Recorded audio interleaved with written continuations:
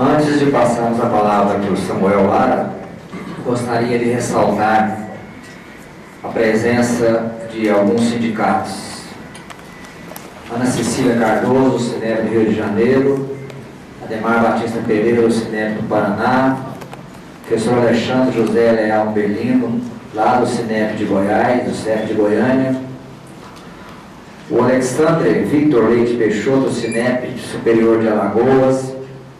a Fátima de Melo Franco, do Sinep do Distrito Federal, professor Ferreira, lá de Pernambuco, professor Zé Carlos, presidente do sindicato, José Ricardo,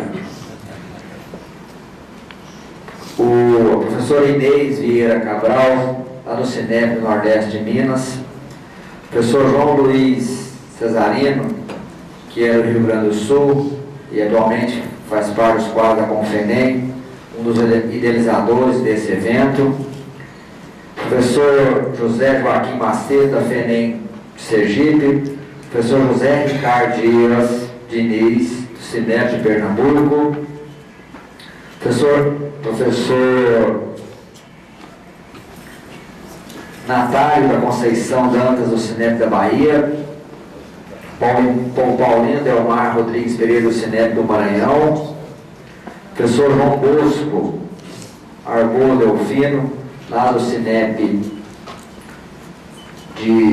da Federação Nacional dos Investimentos de Sergipe, professor Raimundo Soares Figueiredo, né, um dos fundadores da Confenem, que pertence ao Sinep do Maranhão, professor Renato Caiado de Rezende, do Sindep do Distrito Federal, professor Roberto Pontes da Fonseca, do Sinep Sudeste Minas, a professora Rosa Cecília Santos Pereira, diretora secretária da Confenem, professor Sebastião Garcia, secretário executivo da Confenem, também um dos grandes colaboradores desse evento, e professor Tiras Teófilo do Bom Conselho Neto, da FENEM de Minas Gerais, e finalmente o nosso, também um dos fundadores da Confenem, né, professor Sérgio Arcuri, do SEMESP de São Paulo. Muito obrigado. Presença de todos. Então passaremos agora a palavra ao professor Samuel Lara, que é do Sinep de Minas e também pertence à Associação Nacional das Escolas Presbiterianas. Saudar o professor. E o mais importante, também faz parte da diretoria da Confenem. Muito obrigado. Professor Francisco das Chagas Fernandes e também nosso presidente da Confenem, professor Roberto Dorres, senhoras e senhores presentes nesse evento, e que eu pretendo aqui fazer uma abordagem sobre a escola, a iniciativa privada. Isso se torna muito fácil quando consideramos que, dentro de uma proposta de uma convivência do setor público com o setor privado, eu diria que nós podemos ir além. Tem sido processo de colaboração, de participação efetiva na construção de um processo que se estende ao longo da história da educação do nosso país. Falar sobre o Plano Nacional em relação à Escola da Iniciativa Privada, nós temos a consciência de que a proposta se afina com os princípios, com aquilo que pensa a Escola da Iniciativa Privada. E prova cabal disso é o tempo em que temos a escola privada participando do processo do Brasil. Se voltarmos à história, vamos perceber que temos escolas centenárias, principalmente as escolas que foram trazidas para o Brasil pela iniciativa do da Igreja Católica, através dos jesuítas, que eles começaram, e outras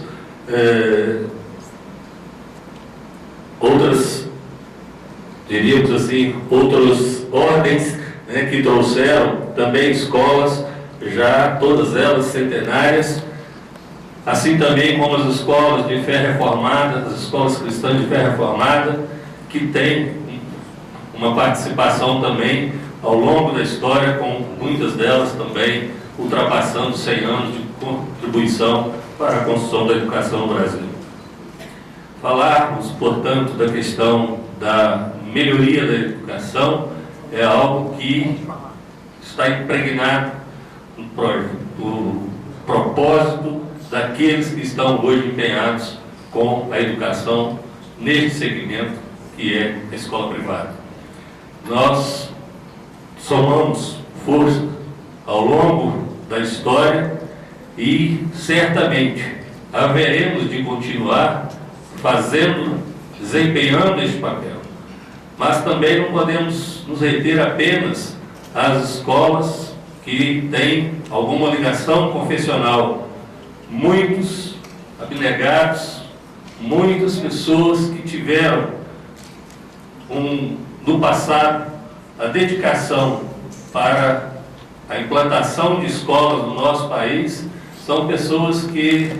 tomaram essa decisão porque percebiam a necessidade de virem a fazer parte deste processo. Pessoas que nele se introduziram por idealismo e que fizeram investimentos sabendo que, acima de fazer um investimento em um projeto que certamente exige recursos financeiros, acima disso, eles foram orientados por um projeto de vida, por uma proposta que estava acima de valores. Pessoas que pensavam no outro, pessoas que se dedicaram ao longo da história para contribuir para o crescimento do nosso país. E, portanto, as escolas privadas se alinham com a proposta que nos traz o governo de melhoria da educação, e esta sempre foi a pauta das discussões da escola de iniciativa privada, pensando no crescimento e na melhoria e trabalhando nesse sentido. Por essa proposta que assim foi construída nesse tempo e com investimentos, nós entendemos que algo que deve ser sempre defendido pela escola da iniciativa privada é a questão da sua autonomia administrativa, uma vez que o aporte de recursos feitos a ela se representam o investimento de pessoas que respondem não só pelos investimentos, mas também pelas consequências e pelos caminhos que podem tomar essas instituições. Sabemos que a defesa da democratização do ensino, ela deve estar mais centrada na questão da escola pública, mas entendemos que esta questão da independência administrativa deve ser preservada para a iniciativa privada, assim como a autonomia dos seus projetos político-pedagógicos, desde que elas estejam seguindo os processos como estabelecidos, que a construção dos seus projetos políticos pedagógicos tenham a autonomia, porque muitas dessas escolas que surgiram com uma filosofia, com um propósito, elas têm na sua essência, na sua alma, aquilo que gerou o seu nascimento.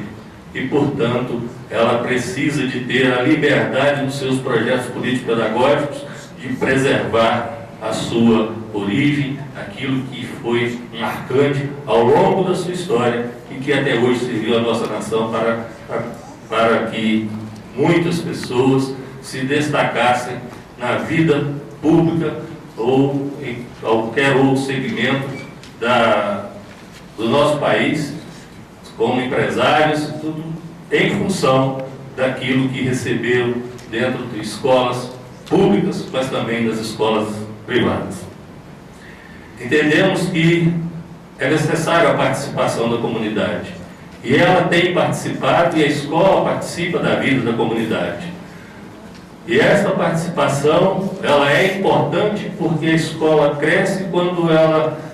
sai de dentro dos seus muros, não fica refém de algo plantado há muitos anos, sem ter um olhar para o futuro e um olhar externo. Então é necessário que ela tenha esta relação com a comunidade, que a comunidade tenha participação, mas que não fira a autonomia da instituição com relação às suas propostas. Portanto, a participação da comunidade, entendemos ser ela importante, ela faz parte da vida e nós existimos também para a sociedade. E o outro aspecto que nos sombreamos com a proposta do PNE é a questão da valorização do professor. A valorização do professor, ela faz parte em todo o processo e não se restringe à questão de salários. A questão da valorização do professor se faz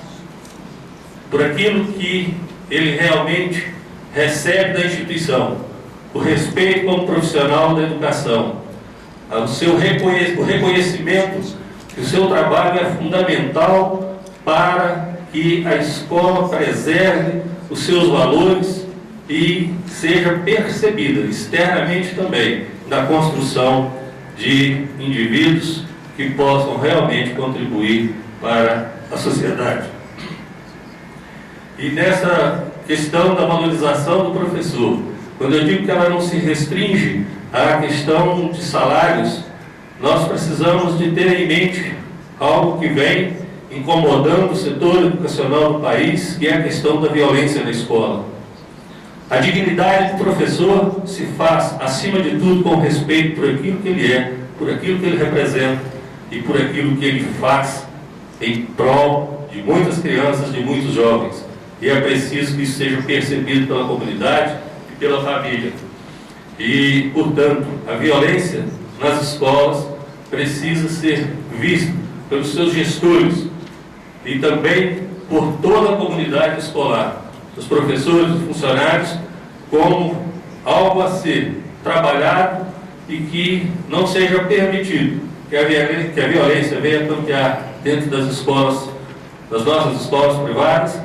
e também das públicas. Mas a escola privada tem um compromisso com a preservação, a valorização do professor, que extrapola, que vai muito além da questão do salário.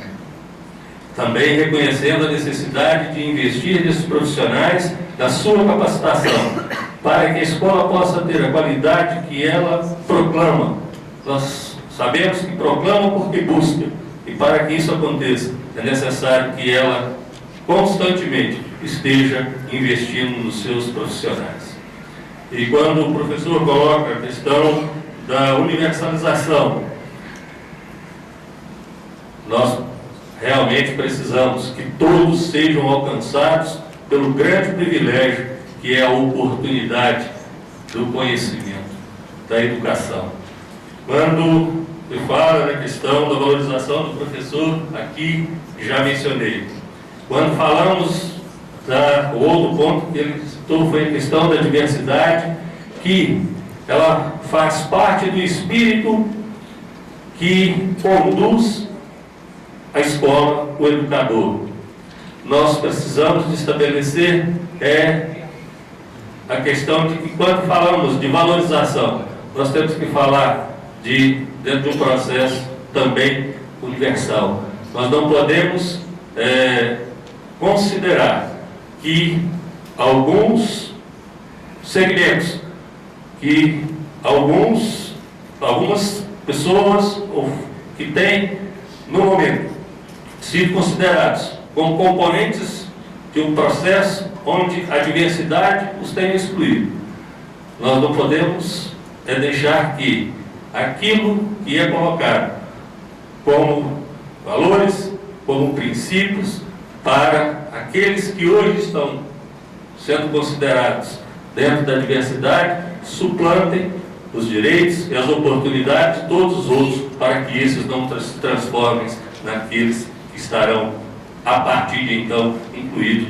numa diversidade. Então, a busca da igualdade, da valorização do ser humano, ela tem que ser um princípio que faça parte de todos nós. E, principalmente, independente inclusive, de qualquer origem de formação das escolas, mas nós temos que considerar que muitas dessas escolas centenárias, escolas que têm décadas de existência, sejam elas confessionais ou daqueles abnegados que eu disse que investiram nessa proposta, que eles venham a ter que romper com fundamentos e princípios, porque sei que todos aqueles que estão envolvidos na educação têm o respeito, têm a consideração por todos, independente de raça, de etnia, e que nós devemos continuar na construção de um processo harmônico e de funcionamento da escola privada, como não apenas uma convivência com o ensino público, mas, acima de tudo, ela está ombreada e com a responsabilidade de caminhar, de ajudar na construção de uma nação cada vez melhor. E não existe caminho que não passe pela educação. A educação é a base deste princípio de formação, de consolidação e de avanço do nosso Brasil. Muito obrigado.